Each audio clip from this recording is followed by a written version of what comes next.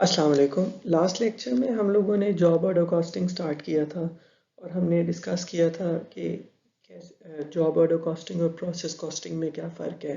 और हमने basically mainly ये बाइफरकेट किया था कि जब एक जैसे प्रोडक्ट्स मैस क्वांटिटी में बनते हैं, बल्क क्वांटिटी में बनते हैं, तो प्रोसेस कॉस्टिंग यूज़ होती है। वेयर एज जहाँ पे डिफरेंट किस्म के प्रोडक्ट्स बन रहे हैं और एक प्रोडक्ट दूसरे प्रोडक्ट से डिफरेंट बन रहा है, तो वहाँ पे हम जॉब ऑर्डर कॉस्टिंग यूज़ करते हैं।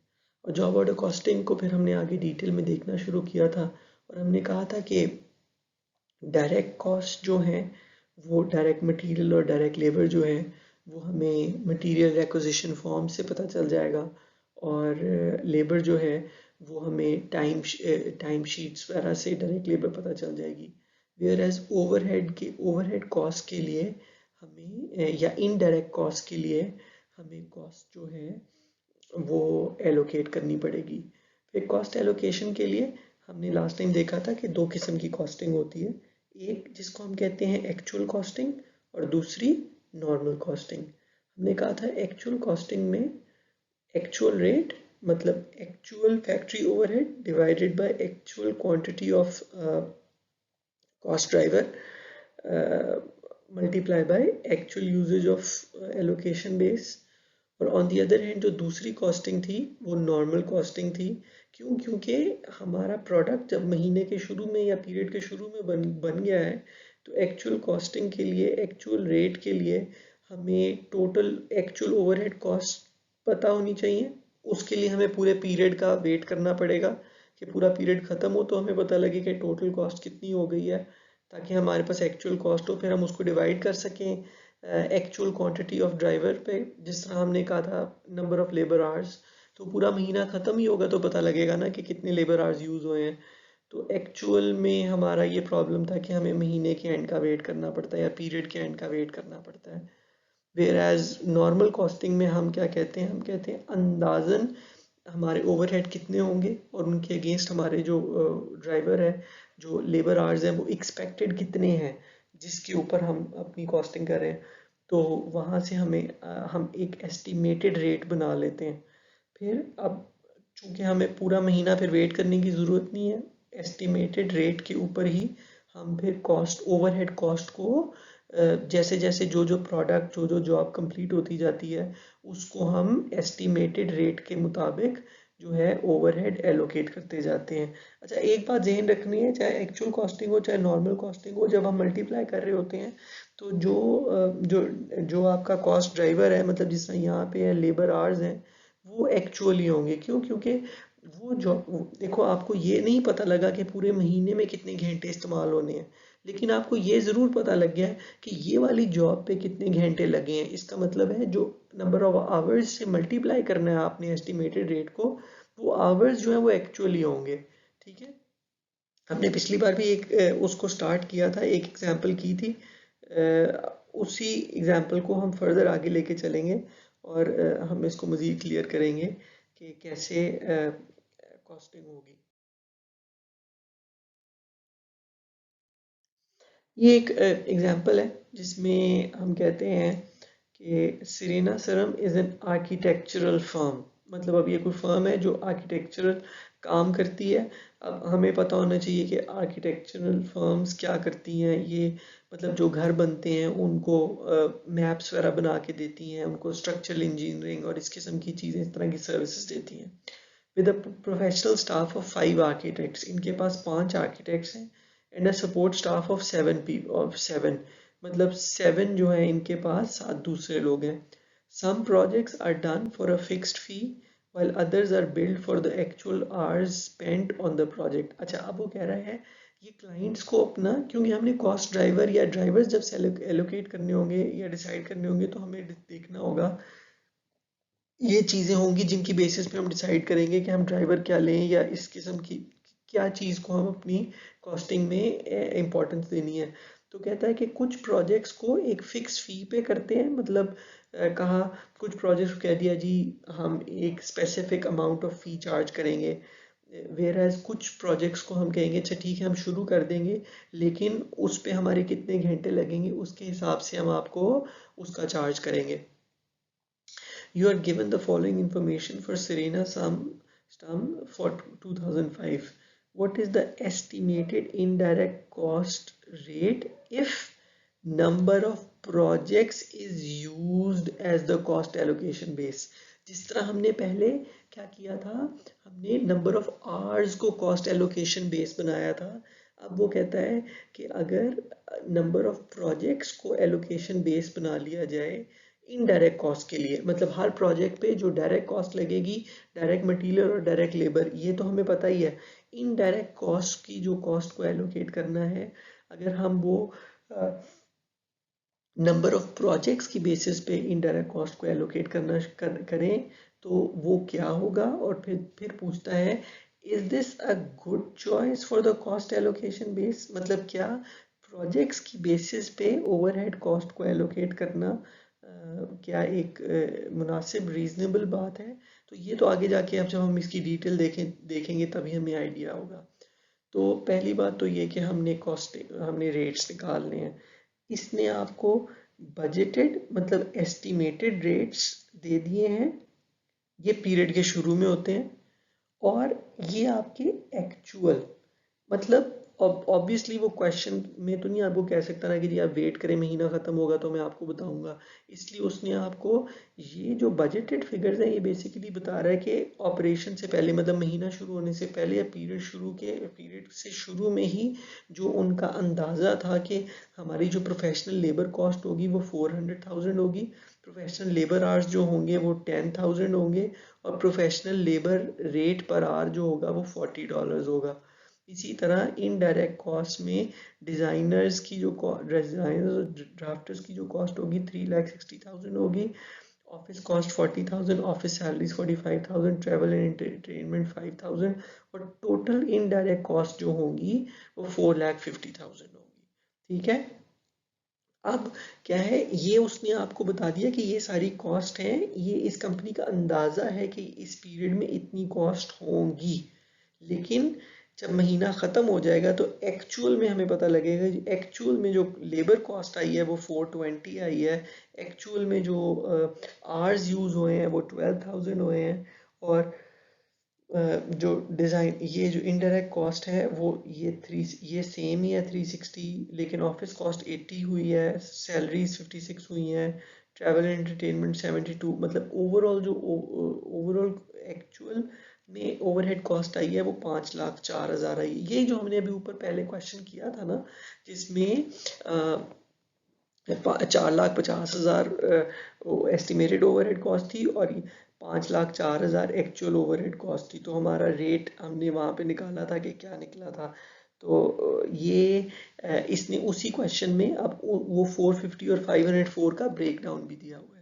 अच्छा, अब कहता है अदर इंफॉर्मेशन में कहता है कि हमारा ख्याल था कि हमारे जो बजटेड प्रोजेक्ट्स हैं, मतलब हम जो इस बार प्रोजेक्ट्स करेंगे वो करेंगे 1000 प्रोजेक्ट्स करेंगे, और जो नंबर ऑफ ब्लूप्रिंट्स प्रिपेयर्ड, मतलब इसमें प्रोजेक्ट्स बनाने में जो डिफरेंट ब्लूप्रिंट्स या जो समझे मैप्स हमें बना के देने हैं, वो हमारा ख्याल था कि 3600 बनेंगे। अब और जब ओरिजिनल रिजल्ट्स आएंगे तो हमें पता लगेगा कि 1200 एक्चुअल में 1200 प्रोजेक्ट्स हुए थे, और ब्लूप्रिंट्स जो प्रिपेयर हुई थी वो 4000 हुई थी। लेकिन फॉर द मोमेंट हम सिर्फ बजटेड फिगर्स के ऊपर ही काम करेंगे, क्योंकि एक्चुअल फिगर्स तो हमारे पास है ही नहीं है। तो वो कहता है what is the estimated indirect cost rate if number of projects is used as the cost allocation base. कहता है जी अगर नंबर ऑफ प्रोजेक्ट्स को कॉस्ट एलोकेशन बेस बनाना है तो सिंपली नंबर ऑफ प्रोजेक्ट्स पे डिवाइड कर देंगे। इसका मतलब टोटल इनडायरेक्ट कॉस्ट कितनी है 450,000 डिवाइडेड बाय 1000 प्रोजेक्ट्स। ठीक है, तो ये आपकी जो एस्टिमेटेड इनडायरेक्ट कॉस्ट रेट बनेगी वो बनेगा आपका $450 पर प्रोजेक्ट। इसका मतलब है हर प्रोजेक्ट जब हमारा कंप्लीट होगा या हर प्रोजेक्ट होगा तो हम उसकी कॉस्टिंग में डायरेक्ट कॉस्ट तो हमें पता ही है, इनडायरेक्ट कॉस्ट में हम $450 पर प्रोजेक्ट हम कॉस्ट को एलोकेट कर देंगे। अच्छा, अब सवाल आता है कि क्या ये एक अच्छी चॉइस है कि हम नंबर ऑफ प्रोजेक्ट्स की बेसिस पे एलोकेट कर दें। अब देखिए एक प्रोजेक्ट है जो लेट्स से जिस पे 5 घंटे लगे हैं और एक प्रोजेक्ट है जिस पे 50 घंटे लगे हैं, अब दोनों ही प्रोजेक्ट हैं। अब अगर आपने नंबर ऑफ प्रोजेक्ट्स को बेस एलोकेशन बेस बना लिया, इसका मतलब है आप तमाम प्रोजेक्ट्स को इक्वल वेटेज दे रहे हैं। इसका मतलब है जो 5 घंटे वाला छोटा सा प्रोजेक्ट है उसको भी आप $450 एलोकेट कर रहे हो कॉस्ट का, और जो 50 घंटे वाला बड़ा प्रोजेक्ट है उसको भी आप $450 वाला प्रोजेक्ट एलोकेट कर रहे हो। अब क्या होगा कि जो $5 5 घंटे वाले को जब आप $450 एलोकेट कर दोगे कॉस्ट का, तो उसकी तो टोटल कॉस्ट बहुत ज़्यादा हो जाएगी और वो प्रोजेक्ट बहुत महंगा हो जाएगा। तो आपकी कॉस्ट पे क्यों, और ये क्यों होगा, क्योंकि आपने बेसिकली जो कॉस्ट ड्राइवर है ना वो नंबर ऑफ प्रोजेक्ट्स, वो इस सिचुएशन में आपने गलत आपकी बुरी चॉइस है, टेरेबल चॉइस है। क्यों? क्योंकि इसमें जो रिसोर्स एलोकेशन है या कंजम्पशन, रिसोर्स कंजम्पशन है कि एक प्रोजेक्ट की, उसको अपनी इक्वेशन में लेकर ही नहीं आया गया। हाँ, अगर आपके तमाम प्रोजेक्ट्स पे मोर और लेस एक जितने रिसोर्सेज या एक जितना टाइम लग रहा होता तो फिर तो ठीक है, नंबर ऑफ प्रोजेक्ट्स पे की बेसिस पे आप कर लेते। लेकिन चूंकि हर प्रोजेक्ट पे डिफरेंट उस पे रिसोर्सेज स्पेंड होने हैं, तो बेहतर है कि हम कोई और कॉस्ट ड्राइवर सिलेक्ट करें। ठीक है, तो और क्या ऑप्शन हो सकती है हमारे पास, आगे जाके देखते हैं।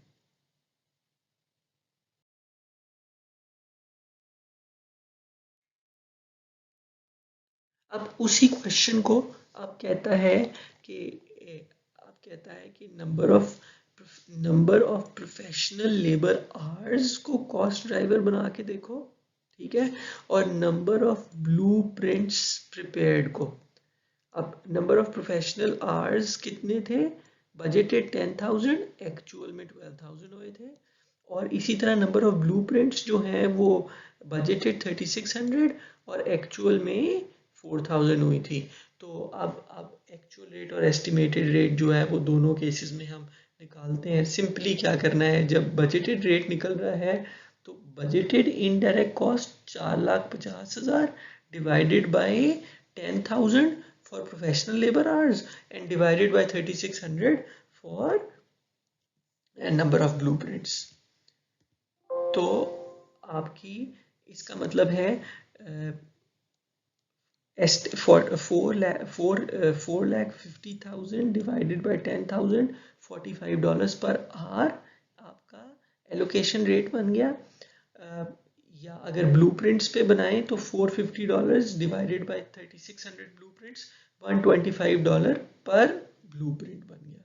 यही अगर एक्चुअल रेट निकलता तो 5,04,000 डिवाइडेड बाय 12,000। क्यों? क्योंकि जब एक्चुअल कॉस्ट है तो उसके अगेंस्ट एक्चुअल लेबर आवर्स जो हैं वो 12,000 हुए थे, तो 5,04,000 डिवाइडेड बाय 12,000, $42 पर आवर।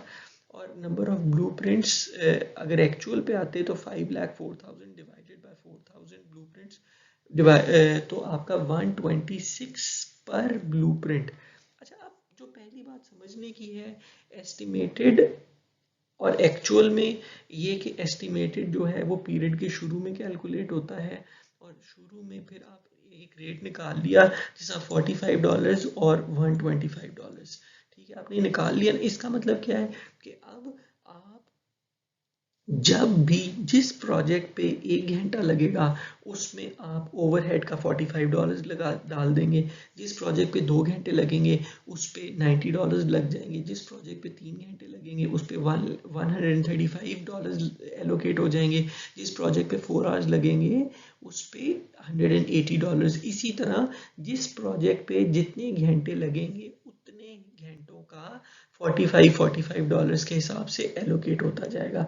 अगर हम एलोकेशन बेस बना रहे हैं number of professional labour hours को, लेकिन अगर हम नंबर ऑफ ब्लूप्रिंट्स को बना रहे हैं तो ये हमारी 450,000 एस्टिमेटेड कॉस्ट थी डिवाइडेड बाय जो हमारी 3,600 ब्लूप्रिंट्स हम सोच रहे थे कि बनेंगी, तो हमने रेट बना दिया 125।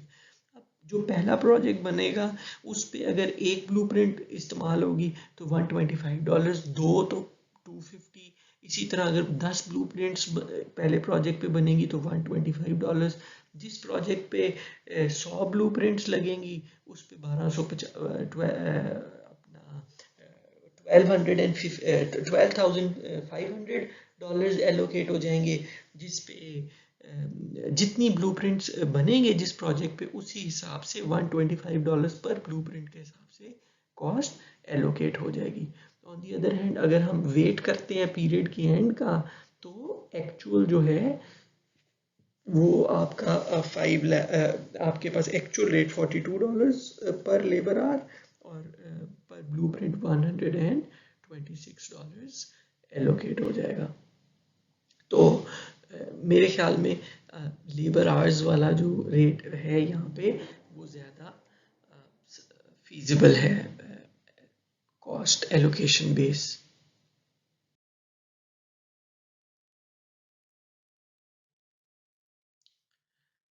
अच्छा अब कहते हैं SS was asked to prepare a fixed fee bid for an out of town project called the Culebra Complex. The budgeted professional hours for this project was 400 and the job is expected to require the preparation of 7 blueprints. Compute the budgeted project cost using professional labor hours and number of blueprints prepared as a cost driver for the indirect cost. अच्छा जी वो कहता है कि एक एक एक project आया है जिसके लिए हमने कॉस्टिंग भेजनी है। अब जाहिर बात है उसको हमने अपनी अपनी प्राइस कोट करनी है तो उसको प्राइस कोट करने से पहले हमें खुद हिसाब लगाना है कि हमें वो कितने का कॉस्ट करेगा ताकि उस हिसाब से हम उसकी कॉस्टिंग करें। तो अब क्या है कि ये जो प्रोजेक्ट है ना इस पे 400 आवर्स डायरेक्ट लेबर के यूज़ होने हैं, ठीक है, और 7 ब्लूप्रिंट्स बनने हैं। अब इस प्रोजेक्ट के लिए कॉस्टिंग भेजनी है तो पहली बात तो ये इस प्रोजेक्ट की डायरेक्ट कॉस्ट क्या होगी। एक एक जो है आपका डायरेक्ट लेबर आवर हमने अभी पिछली स्लाइड में देखा था कि जो डायरेक्ट लेबर की कॉस्ट है वो $40 पर आवर है। इसका मतलब है कि आपकी 400 आवर्स के लिए $16,000 तो डायरेक्ट लेबर की कॉस्ट होगी। चाहे आप ओवरहेड एलोकेट करने का क्राइटेरिया प्रोफेशनल लेबर आवर्स बनाएं या नंबर ऑफ ब्लूप्रिंट्स बनाएं, डायरेक्ट कॉस्ट तो दोनों केसेस में सेम ही होनी है। क्यों? क्योंकि वो हम डायरेक्ट कॉस्ट में हम ट्रेस करते हैं कि एक्चुअल लेबर कितनी लगी और उसकी कॉस्ट कितनी है। तो हमें पता है कि $40 पर आवर लेबर कॉस्ट है और 400 आवर्स जो है हमारे लगने हैं तो सिंपली 40 मल्टीप्लाई 400 16,000 डायरेक्ट कॉस्ट आ गई। अब रही बात इनडायरेक्ट कॉस्ट की। इनडायरेक्ट कॉस्ट एलोकेट हम या तो प्रोफेशनल लेबर आवर्स के ऊपर करें या नंबर ऑफ ब्लूप्रिंट्स पे करें। तो यहाँ पे एलोकेशन बेस हम दोनों को बना के देख लेते हैं और देखते हैं कि दोनों में इसी प्रोजेक्ट की कॉस्ट कैसे डिफर कर जाती है। अच्छा अगर तो हम प्रोफेशनल लेबर आवर्स यूज़ करेंगे तो हमने अभी पिछली स्लाइड में निकाला था कि $45 पर आवर के हिसाब से हमारा रेट है। तो 40 और इस प्रोजेक्ट में कितने आवर्स एक्सपेक्टेड है 400। इसका मतलब है 45 मल्टीप्लाई बाय 400 आपकी जो इनडायरेक्ट कॉस्ट है वो 18,000 होगी। वेयर एज अगर आप नंबर ऑफ ब्लूप्रिंट्स की बात करें तो 7 ब्लूप्रिंट्स बनने हैं इस प्रोजेक्ट के लिए। तो पर ब्लूप्रिंट जो आपने कॉस्ट निकाली हुई है वो निकाली हुई $125 पर ब्लूप्रिंट। इसका मतलब $875 ओवरहेड के एलोकेट होंगे। अब देखो टोटल कॉस्ट अगर प्रोफेशनल लेबर आवर्स को बनाएं तो वो बन रही है $34,000। Whereas number of blueprints को जब बनाते हैं तो वो बन रही है $16,875। अब एक ही प्रोजेक्ट की कॉस्ट जो है वो इतनी ज़्यादा वेरी कर रही है। अब आपने ये सोचना है कि अब एलोकेशन बेसिकली ये किस वजह से डिफरेंस आ रहा है। एलोकेशन बेस की वजह से ना प्रोफेशनल लेबर आवर्स और नंबर ऑफ ब्लूप्रिंट्स, ठीक है। अब क्या है आपने ये फैसला करना है। अब आपका ये काम है ये देखना कि यार कौन सा एलोकेशन बेस जो है वो बेहतर रिप्रेजेंट कर रहा है कॉस्ट को। प्रोजेक्ट के साथ ज्यादा आवर्स का ताल्लुक है या ज्यादा ब्लूप्रिंट्स का ताल्लुक है? क्योंकि देखें, एक तरफ 400 आवर्स है, दूसरी तरफ सिर्फ 7 ब्लूप्रिंट्स है, विच मीन्स कि आपका जो ज्यादा फोकस है वो लेबर आवर्स की तरफ है। तो आपका जो एलोकेशन बेस भी जो है वो मेरे हिसाब से लेबर आवर्स होना चाहिए। तो आपकी जो ज्यादा रेलेवेंट कॉस्ट बन रही है वो ये वाली बन रही है। ठीक है, क्यों? क्योंकि इसमें 400 आवर्स यूज हो रहे हैं, वेयर एज 7 ब्लूप्रिंट्स जो है वो बहुत थोड़ी होती हैं। इसको एनालाइज करने का एक और भी तरीका है कि 400 जो आवर्स हैं वो आपकी टोटल एक्टिविटी का कितना परसेंट है, और 7 ब्लूप्रिंट्स जो हैं वो टोटल एक्टिविटी का कितना परसेंट है। उससे भी आपको अंदाजा हो सकता है कि आपकी ओवरऑल कॉस्ट का कितना प्रोपोर्शन जो है इस प्रोजेक्ट में यूज हो रहा है। इसको हम अभी आगे कैलकुलेट करके देखते हैं।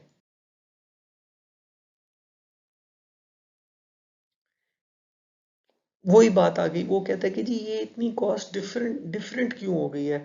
एक ही प्रोजेक्ट है, दो तरीके से कॉस्टिंग कर रहे हैं, एक तरीके से 34,000 कॉस्ट बन रही है, दूसरे तरीके से 16,875 कॉस्ट बन रही है।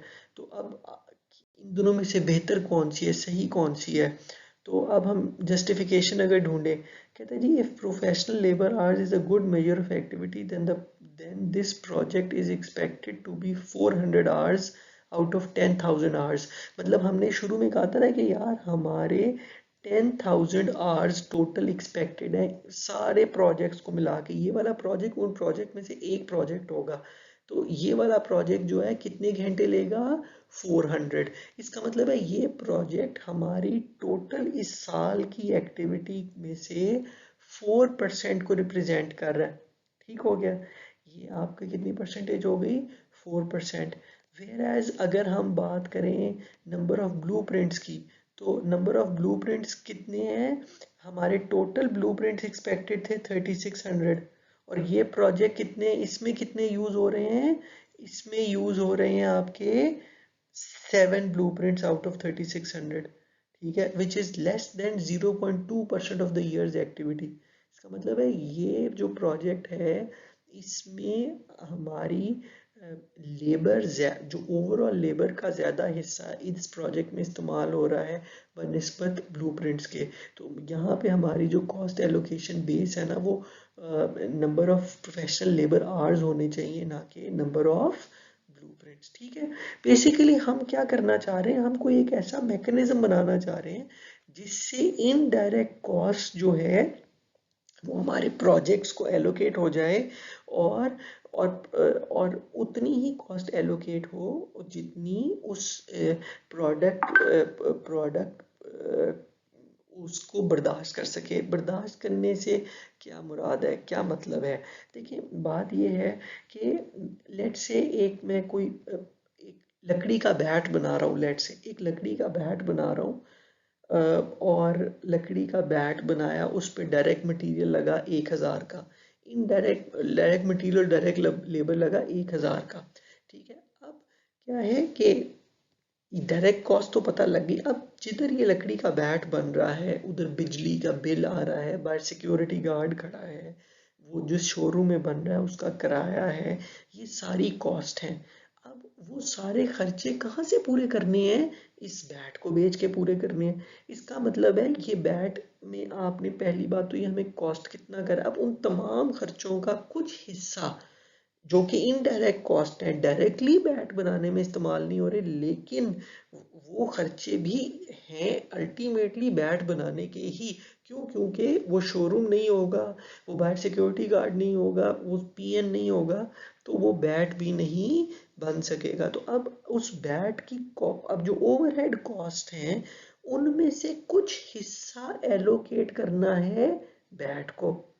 अब अगर तो अब वो ज्यादा या कम, लेट से, अब अगर आप इस बैट पे सारे का सारा बिजली का बिल एक ही बैट पे डाल देंगे, अब वो बैट की खर्च कॉस्ट कितनी हो जाएगी? वो तो बहुत महंगा हो जाएगा। लेट से 1000 डायरेक्ट मटेरियल था, 10,000 15,000 का जो है वो डायरेक्ट लेबर हो गई, वो सॉरी ओवरहेड हो गए, तो 15,000 का बैट 16,000 का आपको कॉस्ट आ गई, तो जाहिर बात है 20,000 का बेचेंगे ही तो आपकी कीमत पूरी होगी ना। अब आप उस बैट को जो कि जिसकी ओरिजिनल कीमत मार्केट में 1500 2000 होनी चाहिए थी, 2000 का बेचने जाएंगे तो वो बिकेगा? वो नहीं बिकेगा। वो इसलिए नहीं बिक रहा कि वो बैट सही नहीं है, वो इसलिए नहीं बिक रहा क्योंकि आपने जो कॉस्टिंग की है वो ठीक नहीं की और आपने उस बैट को गलत कॉस्ट एलोकेट की है। ठीक है, तो अब आपने बेसिकली जो कॉस्टिंग का तरीका है या कॉस्ट करना है, आपने इस तरह ओवरहेड कॉस्ट को प्रोडक्ट्स को एलोकेट करना है कि वो प्रोडक्ट जो है वो उस कॉस्ट को अपने अंदर इंक्लूड करके फिर मार्केट में आसानी से बिक सके, आपकी जो कॉस्ट हो वो बाकी जो है वो रीजनेबल कॉस्ट आ सके। तो उसके लिए हमें फिर best cost allocation base decide करना होता है जो रीजनेबली और फेयरली जो है कॉस्ट को एलोकेट करे। इसकी हम फर्दर एग्जांपल्स भी आगे जाके देखेंगे।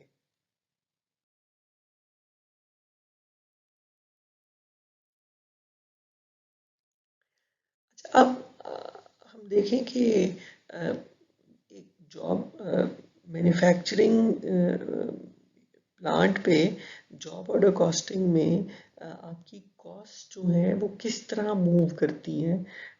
देखिए, जब भी आपको एक प्रोडक्ट बनाना है तो सबसे पहले आपको उस प्रोडक्ट से रिलेटेड जो सारी चीज़ें हैं वो आपको शिपिंग कराते हैं और आपके पास आपको डिलीवर होती हैं, सारी चीज़ें आपके वेयर हाउस में आती हैं और फिर आप क्या करते हैं, आप उनको अच्छा, ये एक लेट से एग्जांपल ले लेते हैं।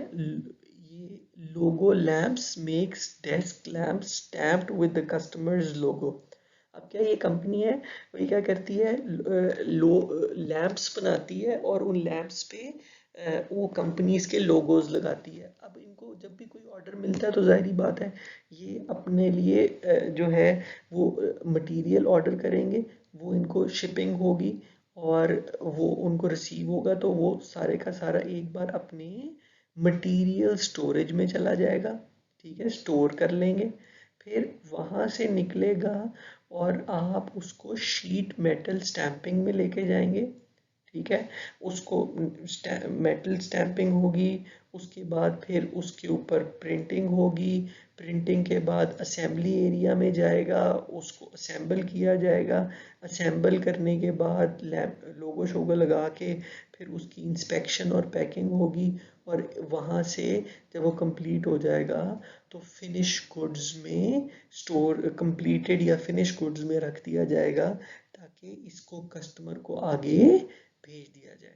तो आपकी मैन्युफैक्चरिंग कंपनी में ये बेसिकली एक समझें साइकिल होता है जिसमें मटेरियल मटेरियल आता है, वो स्टोर होता है, फिर स्टोर से वो फैक्ट्री एरिया में या वर्किंग एरिया में जाता है, वहाँ से फिर एक डिपार्टमेंट से दूसरे डिपार्टमेंट से तीसरे डिपार्टमेंट और उसके बाद अल्टीमेटली कंप्लीट होके फिनिश गुड में शामिल होके जो है वो आगे कस्टमर को चला जाता है। ठीक है, तो जब तक वो कंप्लीट नहीं होता उसको हम कहते हैं वर्क इन प्रोसेस, और फिर जब वो कंप्लीट हो जाता है तो कंप्लीट होने के बाद हम उसको कहते हैं फिनिश गुड्स। तो वर्क इन प्रोसेस के अकाउंट्स में इनकम्प्लीट प्रोडक्ट्स होते हैं, वेयर एज फिनिश गुड्स में कंप्लीटेड प्रोडक्ट्स होते हैं।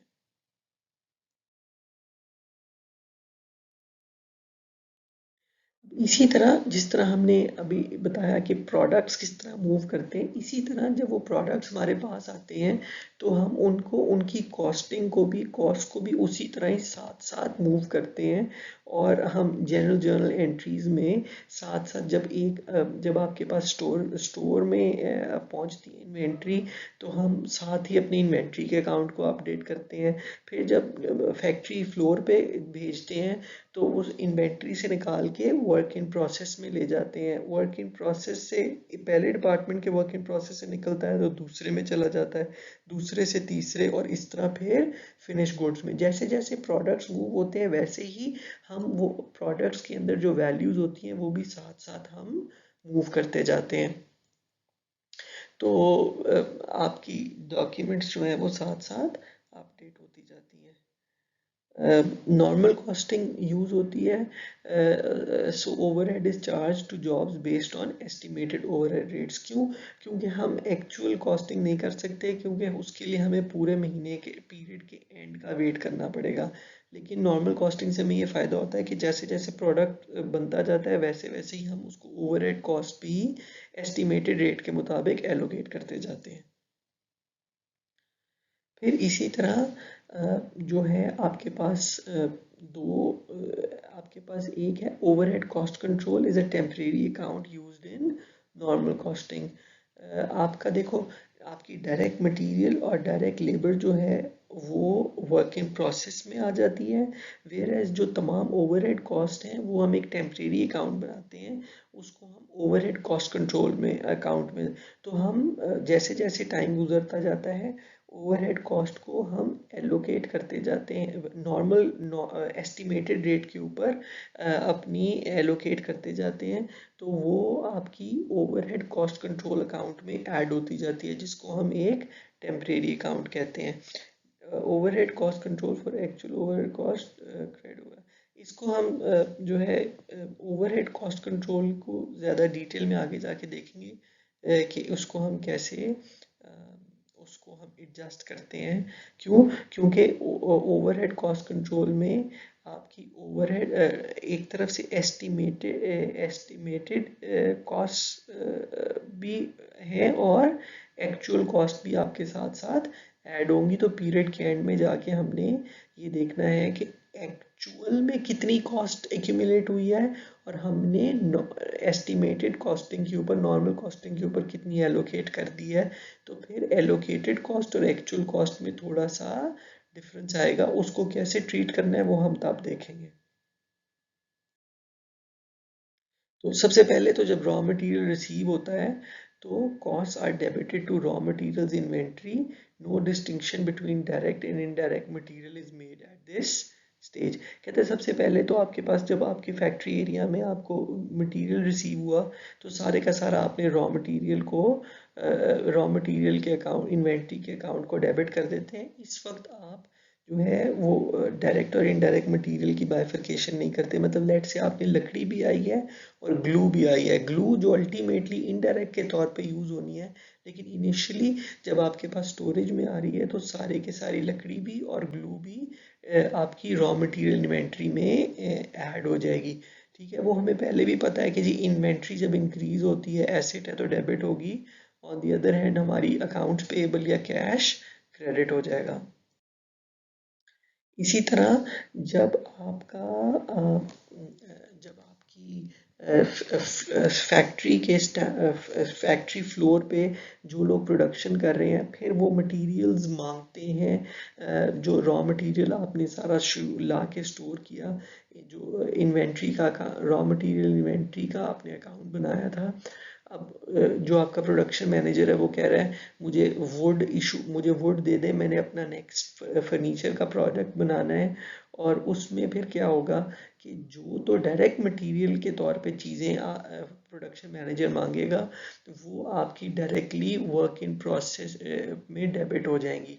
ठीक है, वेयर एज जो इनडायरेक्ट मटेरियल होगा, ग्लू और इस तरह की चीज़ें, वो indirect material cost are debited to overhead cost control. अब क्या है, अब हम जो सारी ओवरहेड कॉस्ट जो हैं उनको हम ओवरहेड कॉस्ट कंट्रोल अकाउंट में ऐड करते जाएंगे और डायरेक्ट मटेरियल को हम या डायरेक्ट कॉस्ट को हम जो है वर्क इन प्रोसेस इन्वेंट्री में ऐड करते जाएंगे।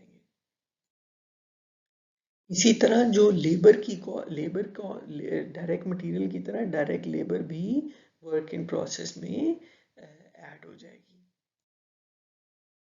और फिर अल्टीमेटली जब आपके पास आपकी जॉब कंप्लीट हो जाएगी तो वर्क इन प्रोसेस से कॉस्ट निकाल के जो है वो फिनिश गुड्स में ट्रांसफर।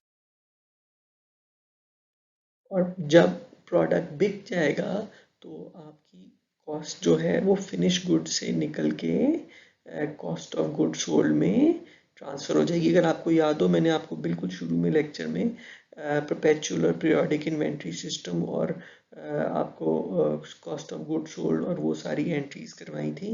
ये बेसिकली अब ये टॉपिक जो है वो उसके साथ जाके लिंक होगा। यहाँ पे आपके पास जो इन्वेंट्री मैनेजमेंट और इन्वेंट्री की जो डेबिट क्रेडिट एंट्रीज हमने सीखी थी वो यहाँ पे एप्लीकेबल होंगी। ठीक है, तो ये आपका अकाउंटिंग का फ्लो होगा जॉब ऑर्डर कॉस्ट